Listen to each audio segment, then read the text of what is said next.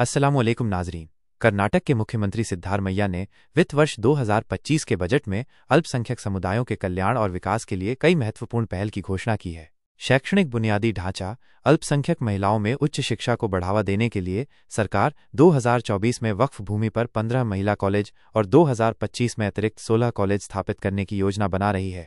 विवाह के लिए वित्तीय सहायता, कम लागत वाले विवाहों का समर्थन करने के लिए अल्पसंख्यक परिवारों को 50,000 रुपये प्रदान करने की योजना शुरू की गई है। धार्मिक नेताओं के लिए सहायता, जैन पुजारियों, सिखों के मुख्य ग्रंथियों और मस्जिदों के पेश इमामों के मानदेय को बढ़ाकर 6,000 रुपये प्रति माह कर दिया गया है। शैक्षणिक संस्थानों का विकास, सरकार चरणबद्ध तरीके से 250 मौलाना आज़ाद मॉडल इंग्लिश मीडियम स्कूल स्थापित करेगी, जिसके लिए वर्तमान वर्ष में 100 करोड़ रुपये आवंटित किए गए हैं। मदरसों का आधुनिकीकरण, शैक्षणिक परिणामों को बेहतर बनाने के लिए मदरसा छात्रों को SSLC परीक्षा की तैयारी में सहायता के लिए कंप्यूटर और स्मार्ट बोर्ड प्रदान किए जाएंगे।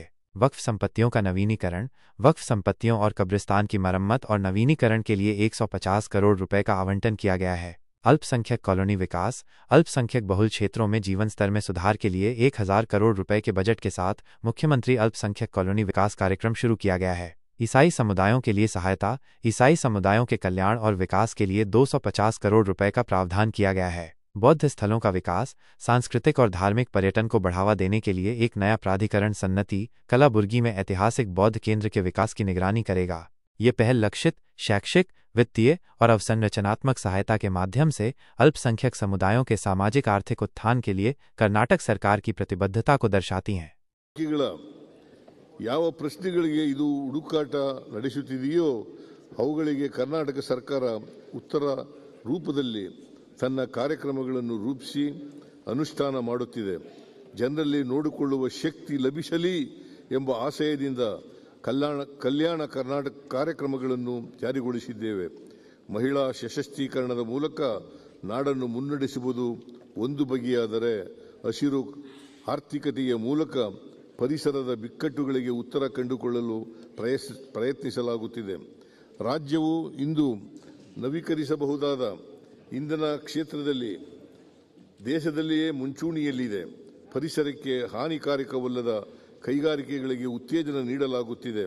ಬಳಸಿದ ನೀರನ್ನು ಶುದ್ಧೀಕರಿಸಿ ಸಶಕ್ತವಾಗಿ ಮರುಬಳಕೆ ಮಾಡುತ್ತಿರುವ ವಿಧಾನವೂ ಕೂಡ ವಿಶ್ವ ವೇದಿಕೆಗಳಿಂದ ಶ್ಲಾಘನೆಗೆ ಒಳಗಾಗಿದೆ. ರಾಜ್ಯವು ಶಿಕ್ಷಣ ಮತ್ತು ಆರೋಗ್ಯ ಕ್ಷೇತ್ರಕ್ಕೆ ಹೆಚ್ಚಿನ ಪ್ರಾಧಾನ್ಯತೆಯನ್ನು ನೀಡುತ್ತಿದೆ.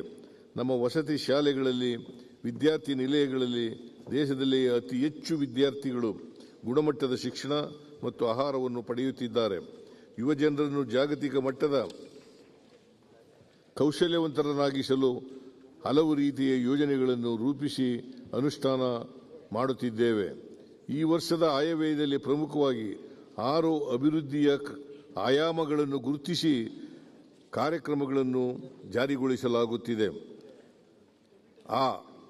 ಕಲ್ಯಾಣ ಕಾರ್ಯಕ್ರಮಗಳ ಆಯವ್ಯಯ ಗ್ಯಾರಂಟಿ ಯೋಜನೆಗಳ ಜೊತೆಗೆ ಇತರ ಜನಪರ ಕಾರ್ಯಕ್ರಮಗಳಿಗೂ ನಮ್ಮ ಸರ್ಕಾರ ಒತ್ತು ನೀಡಿದೆ. ದುರ್ಬಲ ವರ್ಗದವರಿಗೆ ನೀಡುತ್ತಿರುವ ಸವಲತ್ತುಗಳನ್ನು ಇನ್ನಷ್ಟು ಬಲಪಡಿಸುವ ಗುರಿ ಹೊಂದಿದ್ದೇವೆ. ಪರಿಶಿಷ್ಟ ಜಾತಿ, ಪರಿಶಿಷ್ಟ ಪಂಗಡ, ಹಿಂದುಳಿದ ವರ್ಗಗಳು, ಅಲ್ಪಸಂಖ್ಯಾತರು, ಮಹಿಳೆಯರು, ರೈತರು, ಶ್ರಮಿಕರು ಸೇರಿದಂತೆ ವಿವಿಧ ವರ್ಗಗಳ ಅಭ್ಯುದಯಕ್ಕೆ ನಮ್ಮ ಸರ್ಕಾರ ಕಾರ್ಯಕ್ರಮಗಳನ್ನು ಅನುಷ್ಠಾನ ಮಾಡಲಿದೆ. ಕೃಷಿ ಮತ್ತು ಗ್ರಾಮೀಣ ಅಭಿವೃದ್ಧಿ ಆಯವ್ಯಯ ಕೃಷಿ, ತೋಟಗಾರಿಕೆ, ರೇಷ್ಮೆ, ಪಶುಸಂಗೋಪನೆ, ಮೀನುಗಾರಿಕೆ ಮತ್ತು ಗ್ರಾಮೀಣ ಅಭಿವೃದ್ಧಿಗಳು ಪರಸ್ಪರ ಪೂರಕವಾಗಿ ದುಡಿಯುವ ಕಾರ್ಯಕ್ಷೇತ್ರಗಳು. ಇವುಗಳ ಸಮಗ್ರ ಅಭಿವೃದ್ಧಿ